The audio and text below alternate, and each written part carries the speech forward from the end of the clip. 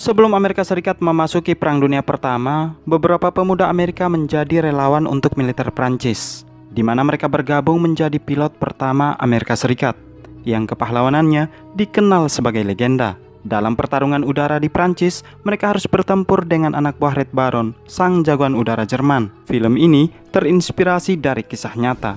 So, let's get started. Berawal di Texas, terlihat seorang pemuda bernama Rawlings yang baru saja mendapat pemberitahuan dari pihak bank atas penyitaan warisan peternakan milik orang tuanya. Bukan hanya tidak memiliki siapa-siapa, kini ia juga tidak memiliki apa-apa lagi. Ia kemudian menyaksikan berita peperangan di Prancis dan merasa terpanggil untuk mengambil bagian. Berpindah ke Prancis, seorang petinju Amerika bernama Skinner yang sudah lama menetap di Prancis, akhirnya memutuskan untuk mengakhiri karirnya sebagai petinju profesional dan akan bergabung ke militer Prancis dengan harapan agar bisa membuktikan kemampuannya terhadap kelompok rasisme. Di Nebraska sendiri, seorang pria bernama Jensen yang terlahir dari keturunan militer meminta restu kepada istri dan orang tuanya untuk berangkat ke Prancis dan berjanji akan menjadi suami serta anak yang patut dibanggakan. Sementara itu, seorang pemuda bernama Beagle yang belum diketahui asal-usulnya baru saja tiba di Paris untuk bergabung ke militer Prancis. Dan di New York, seorang ayah meminta putranya bernama Laurie untuk terlibat membela tanah Prancis. Menurutnya, itu akan menjadi pembeda antara Laurie dengan laki-laki pada umumnya. Berlanjut ke markas udara Prancis yang disebut Lafayette Escadrille. Kedatangan relawan Amerika ini disambut oleh Kapten Denault. Ia menyampaikan rasa terima kasihnya kepada relawan Amerika karena sudah mau ikut berjuang, sementara negara Amerika Serikat seakan tidak peduli. Bersamaan dengan itu, seorang pilot andalan Prancis bernama Cassidy menghampiri mereka, sembari berkata bahwa rata-rata umur pilot pesawat tempur hanya berkisar 3-6 minggu, dan menyarankan agar para relawan sebaiknya mengulurkan niat mereka untuk terlibat dalam pertempuran udara.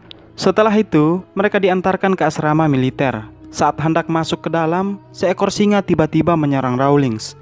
Singa yang menjadi maskot pasukan Prancis hanya tunduk kepada Cassidy. Kemudian dilakukan pembagian kamar, di mana Laurie ditunjuk untuk sekamar dengan Skinner. Namun Laurie menolak jika harus sekamar dengan Skinner karena ia merasa seperti tidur dengan budaknya. Akhirnya, Rawlings yang ditunjuk untuk sekamar dengan Skinner. Malam harinya, mereka mendatangi tempat hiburan militer. Tetapi seorang tentara Prancis berkata bahwa tempat ini hanya khusus untuk orang yang pernah membunuh tentara Jerman.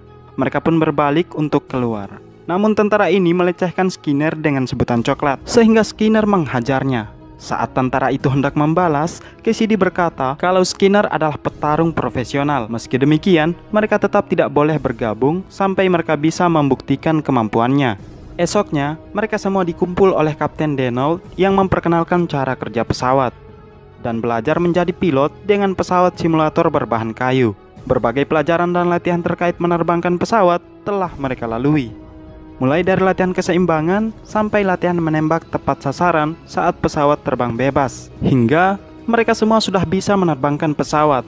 Namun hanya Beagle yang sedikit lambat mengerti, sehingga Rawlings diminta untuk mengajari Beagle. Saat keduanya mengudara, pesawat yang mereka gunakan tiba-tiba saja kehabisan bahan bakar, menyebabkan pesawat itu harus mendarat darurat. Rawlings yang sempat pingsan mulai sadar di tengah-tengah wanita Prancis, sementara Beagle telah menggandeng seorang wanita. Kemudian si bos para wanita-wanita ini datang menyuruh mereka bubar. Seorang wanita bernama Lucien lalu membalut luka Rawlings. Rawlings bertanya apakah dia seorang PSK. Lucien hanya terdiam karena dia tidak mengerti bahasa Inggris.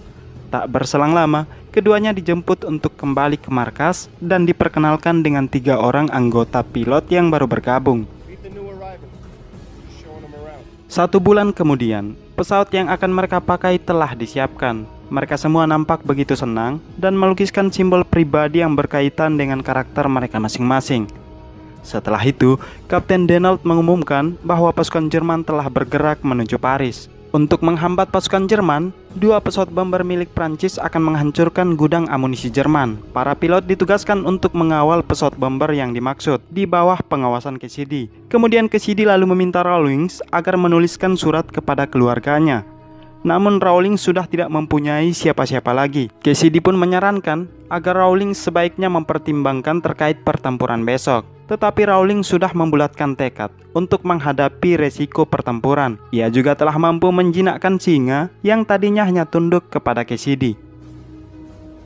Tepat pukul 6 pagi, semua pilot tengah bersiap untuk mengudara. Cassidy memberikan mereka alat untuk melepaskan pengait kalau senjata pesawat mereka macet di udara. Cassidy juga membekali mereka sebuah pistol dan menerangkan bahwa hanya ada 3 pilihan jika pesawat mereka tertembak, yaitu ikut terbakar bersama pesawat atau loncat dengan ketinggian ribuan meter. Dan pilihan ketiga, menggunakan pistol untuk mengakhiri penderitaan. Awal penerbangan, mereka sangat menikmati keindahan yang ada. Seakan menjadi pilot adalah sebuah permainan, hingga pesawat mereka melintasi medan tempur. Kedatangan mereka disambut oleh serangan angkatan darat pasukan Jerman yang meluncurkan tembakan bertubi-tubi terhadap pesawat mereka. Bersamaan dengan itu, terlihat skuadron pesawat Jerman yang datang mendekat dan pertempuran perdana harus mereka hadapi. Dalam pertempuran tersebut, Toothman harus tewas terkena tembakan musuh. Pesawat David juga tertembak, sementara Nunn terpaksa harus mendarat darurat. Saat ia berhasil selamat, sebuah pesawat Jerman yang dijuluki Black Eagle terbang rendah dan menghabisinya. Kejadian itu disaksikan langsung oleh Rawlings. Nampaknya, Franz Wolfert yang merupakan S tingkat 3 Jerman tidak setuju dengan perlakuan si Black Eagle. Setelah itu, mereka kembali ke markas dan melaporkan kalau seorang pilot Jerman dengan simbol elang hitam telah melanggar kesepakatan perang, bahwa tidak boleh menembak pilot yang pesawatnya telah rusak. Cassidy lalu terbang kembali seorang diri untuk memburu Black Eagle. Namun sayang sekali, ia belum bertemu dengan si Black Eagle.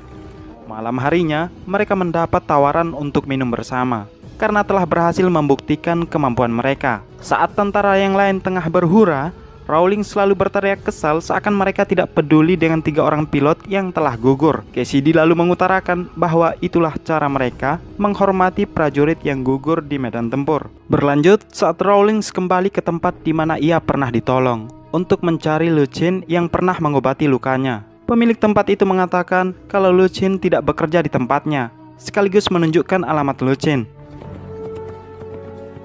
Setibanya di tempat Lucien, Rawlings mengatakan kalau ia merasa bersalah karena sebelumnya ia mengira kalau Lucien adalah seorang PSK. Selain itu, Rawlings juga mempertanyakan terkait 3 orang anak kecil yang tinggal bersamanya. Lucien dengan bahasa Inggris yang terbata-bata lalu menceritakan bahwa itu anak dari kakaknya yang tewas ketika rumah mereka terbakar sehingga suami istri itu harus terkena dampaknya. Rawlings pun berinisiatif untuk menghibur ketiga anak kecil tersebut.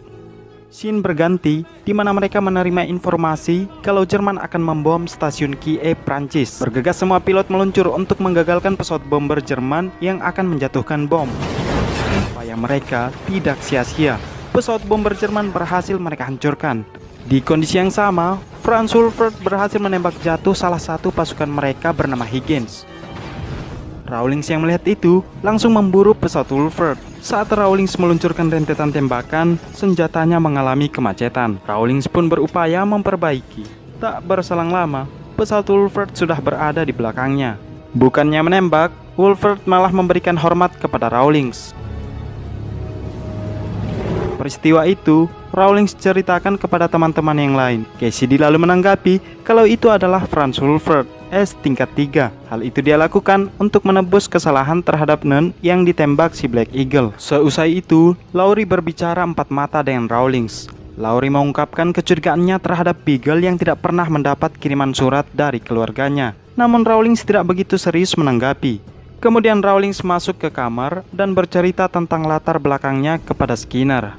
Skinner pun mulai bercerita tentang tujuan awal bergabung menjadi pilot, bahwa saat ia di udara, tidak ada yang tahu kalau dia berkulit hitam, sehingga sulit bagi orang-orang untuk merendahkannya. Berpindah di mana Lucien tengah mendalami bahasa Inggris. Selang beberapa saat, Rawlings datang menemui mereka. Rupanya, alasan Lucien mendalami bahasa Inggris karena sudah mulai tertarik dengan Rawlings. Saat Rawlings kembali, Laurie memberitahu kalau identitas Beagle sedang diperiksa oleh Kapten Denold dan sekarang Beagle diduga mata-mata dari pihak Jerman. Dari hasil pemeriksaan, ditemukan bahwa Beagle bukanlah nama aslinya, melainkan Arthur Baker dan berasal dari Wisconsin. di mana nama dan negara asalnya diidentifikasi berasal dari populasi keturunan Jerman, sehingga Beagle terancam hukuman mati. Beagle akhirnya berterus terang kalau ia telah melakukan tindakan kriminal di negaranya, yaitu merampok bank dengan pistol mainan yang ia bawa. Semuanya tertawa saat mendengar sebutan pistol mainan. Berbagai pertimbangan atas kesalahan yang pernah dilakukan Beagle, Kapten Denold bersama rekannya masih memberikan kebijakan kepada Beagle. Berlanjut, di mana Jerman melancarkan serangan terhadap infanteri di Rambut Chord. Serangan udara dari pihak Jerman membuat pasukan infanteri Prancis kewalahan. Selang beberapa saat, pesawat mereka datang dan berusaha mematahkan serangan skuadron Fokkers. Dalam pertempuran kali ini, Rawlings melihat pesawat Franz Wolfert yang tengah memburu pesawat Laurie. Awalnya, Rawlings memilih untuk tidak menembak Wolfert, tetapi karena Wolfert berpotensi membahayakan Laurie, Rawlings pun meluncurkan tembakan terhadap Wolfert. Sementara itu, pesawat Beagle terkena tembakan dan dengan terpaksa, ia harus mendarat darurat di tengah-tengah pertempuran. Sialnya, ia malah terjebak lantaran tangan kirinya terjepit di sayap pesawatnya. Rawlings pun bergegas mengambil resiko untuk menyelamatkan Beagle. Dibarengi dengan itu, dua orang tentara Prancis beranjak untuk membantu. Namun sayang sekali, kedua tentara Prancis ini harus tewas. Rawlings yang sudah kehabisan ide, akhirnya memotong tangan Beagle dan segera menghindar dari tempat itu. Seusai pertempuran itu, Laurie mengajak Skinner untuk minum bersama, sekalian meminta maaf kepada Skinner karena sebelumnya ia telah berlaku angkuh terhadap Skinner. Di sisi lain, Rawlings mengungkapkan rasa bersalahnya kepada Beagle yang tangannya terpaksa harus ia potong, dan juga kepada Wolfert yang tewas di tangannya. Hal itulah yang membuat Rawlings merasa kehilangan. Cassidy lalu menanggapi kalau ia juga merasa kehilangan atas kematian temannya di tangan si Black Eagle, dan berjanji akan membalaskan dendam temannya dengan menghabisi Black Eagle. Percakapan keduanya pun diakhiri dengan kalimat bahwa dalam perang tidak ada yang layak disebut sebagai pemenang. Kemudian Porter datang memberitahu kalau pasukan Jerman telah tiba di Souli. Tanpa menunda lagi, Rawlings terbang seorang diri untuk menyelamatkan Lucien. Setibanya di tempat Lucien, ia terlebih dahulu membawa ketiga anak kecil itu ke markas mereka. Kapten Denold berusaha melarang Rawlings supaya tidak terbang tanpa izin, namun Rawlings tidak memperdulikannya. Sementara itu, pasukan Jerman tengah menggeledah rumah Lucien. Untung saja, Rawlings mendaratkan pesawatnya jauh dari rumah itu dan bergegas menjemput Lucien. Ketika mesin pesawat baru saja dinyalakan, tentara Jerman ini mendengar lalu meluncurkan tembakan ke arah mereka, menyebabkan sebuah peluru mengenai punggung Lucien. Menjelang fajar, pesawatnya tiba di markas dan segera membawa Lucien ke tenda medis. Seusai Lucien siuman dari pingsan, ia harus dirujuk ke rumah sakit Reims. Setelah itu, Rawlings ditahan karena telah melanggar perintah atasan. Berhubung Rawlings menyelamatkan 4 nyawa, sehingga Kapten Denold memaklumi kesalahannya. Berlanjut, di mana Kapten Denold mengumumkan bahwa sebuah Zeppelin Jerman yang dipenuhi bom sedang menuju Paris, sementara skuadron Prancis dan Inggris sedang menjalankan misi ke Pont Mousson. Untuk itu, Rawlings, Laurie, Skinner, dan Porter diperintahkan untuk menghancurkan Zeppelin tersebut di bawah pimpinan Cassidy dan diingatkan untuk membawa peluru sebanyak mungkin. Dalam pertempuran mereka kali ini, Porter yang dikenal fanatik dan selalu membawa lagu rohani saat bertempur harus tewas di tangan musuh. Di kondisi yang sama, dua pesawat Fokker memburu pesawat Cassidy. Rawlings dan Skinner yang melihat itu segera terjun membantu. Kemudian mereka berbagi tugas. Lagi-lagi, dua pesawat Fokker memburu pesawat Cassidy, namun berhasil diatasi. Tak berlangsung lama, Cassidy yang dijuluki sebagai White Eagle akhirnya bertemu dengan si Black Eagle, dan keduanya pun bertempur secara jantan. Saat Cassidy sudah tak berdaya, si Black Eagle terbang mendekatinya. Cassidy lalu menerbangkan pesawatnya ke atas, kemudian menjatuhkannya tepat di atas ekor Zeppelin itu, menyebabkan ledakan hebat. Di acara pemakaman Cassidy dan Porter, Kapten Denold menyampaikan kalau sebelumnya Cassidy telah menitipkan surat kepada Rawlings. Inti surat itu adalah ungkapan rasa bangga Cassidy terhadap rekan pilot yang dianggap sebagai teman sejati. Setelah itu, Rawlings berangkat ke rumah sakit Reims untuk menjenguk Lucien, yang ternyata semua warga sipil akan diungsikan ke Inggris. Rawlings selalu mengatakan bagaimana caranya ia bisa menghubungi Lucien.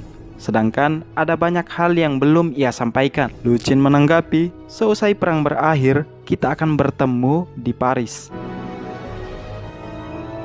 Kembali ke markas, di mana Kapten Donald menugaskan misi baru untuk menghancurkan gudang amunisi Jerman di Jametz, dan tugas mereka adalah mengawal 4 pesawat bombers. Kapten Donald juga menyampaikan bahwa Amerika Serikat telah mendeklarasikan untuk melibatkan diri dalam perang ini. Seusai itu, Beagle meminta supaya ia dibolehkan terbang lagi dengan tangan palsu yang ia pakai. Hal yang sama juga terjadi kepada Jensen yang sempat mengalami trauma. Akhirnya memutuskan untuk kembali terbang. Ketika Rawlings hendak menaiki pesawatnya, simbol elang putih yang sebelumnya dipakai Cassidy kini telah beralih ke pesawatnya. Hal itu membuatnya merasa terhormat. Beberapa saat mereka di udara, Rawlings melihat skuadron Fokkers yang datang mendekat, dan pertempuran sengit pun kembali meramaikan suasana. Saat pesawat Fokker memburu pesawat Skinner, Beagle berusaha menghalau. Ketika berhasil, ia menjuluki dirinya sebagai tangan besi. Di titik lain, si Black Eagle terus menyerang pesawat Lowry. Lowry yang tidak punya pilihan lain memutuskan untuk mengakhiri hidupnya, dan Rawlings tidak tega melihatnya. Sementara keempat pesawat bombers mulai menjatuhkan bom dan meratakan pasokan amunisi Jerman. Setelah itu mereka kembali ke markas. Namun Rawlings hanya sekedar mengisi bahan bakar. Ia rupanya terbang sendirian dan menyerbu markas udara Jerman. Ternyata hal itu dilakukan Rawlings untuk memancing si Black Eagle. Keduanya pun mengeluarkan aksi tarungnya masing-masing. Saat Black Eagle mulai terdesak, sementara Rawlings terus menyerang dari belakang. Tanpa diduga, 2 pesawat Fokker menembaknya, mengakibatkan senjatanya rusak. Rawlings yang tidak punya pilihan lain hanya berusaha menghindar. Untungnya, Jensen datang tepat waktu. Hal itu dijadikan momen yang tepat oleh Rawlings untuk mengecoh pesawat Fokker di belakangnya. Kemudian si Black Eagle kembali menyerang Rawlings bertubi-tubi, dan pelurunya berhasil mengenai punggung Rawlings. Ketika Black Eagle hendak menghabisi Rawlings, pesawat Rawlings berbalik, dan selain Jensen, rupanya Beagle dan Skinner juga datang menyusul Rawlings. Keempatnya pun kembali ke markas udara Lafayette Eskadrile, Prancis. Film diakhiri dengan menampilkan sedikit informasi terkait keempat pilot yang masih hidup, di mana kala itu Skinner kemudian bergabung dengan Angkatan Udara Amerika Serikat, tetapi dia tidak diizinkan lagi untuk terbang. Dia kembali ke Amerika dan menjadi salah satu pilot pertama di kantor pos Amerika. Jensen terus terbang selama masa perang. Saat pulang, dia disambut sebagai pahlawan. Beagle menetap di Eropa. Dia menikahi seorang gadis Itali dan membuat pertunjukan sirkus udara. Rawlings pergi ke Paris, tetapi dia tidak bertemu dengan Lucien. Ia akhirnya kembali ke Texas dan mulai membangun peternakan terbesar di sana.